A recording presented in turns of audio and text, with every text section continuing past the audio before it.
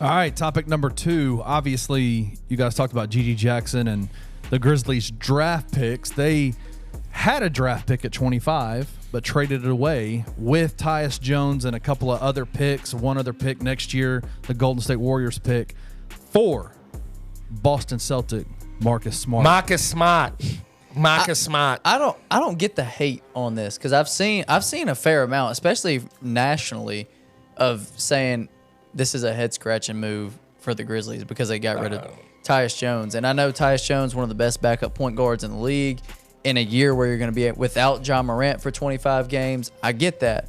But at the same time, what Marcus Smart brings is way more than Tyus Jones will ever bring from a defensive perspective, from a three-point perspective, just overall 100%. What Marcus, a leadership, veteran presence. I know me and Kenny were talking about this the other day. Somehow Marcus Smart's still only 29 years old. I feel like he's in the league forever. But a guy that, along with Jaren Jackson, that is an incredible duo of defensive talent on your team. Last 2 defensive players of the year. Right. Yeah. Some people are saying it kind of, and I've seen this nationally, it kind of makes up for the loss of Dillon Brooks.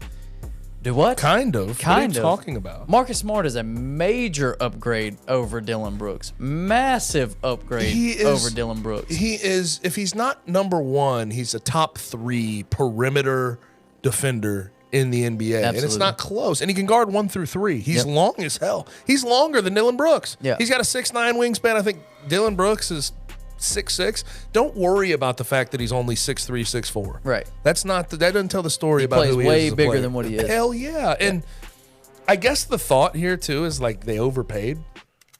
But one, I've also seen the Tyus Jones thing where they're like, well, who's the better player? Marcus Smart by a lot. Yeah. Like, he's more proven. He's a defensive player of the year. He's been all defense multiple times. I don't know what we're talking about here. But people are saying they're overpaid because of the extra Warriors pick in 24 that they gave away. It's top 20 protected, right?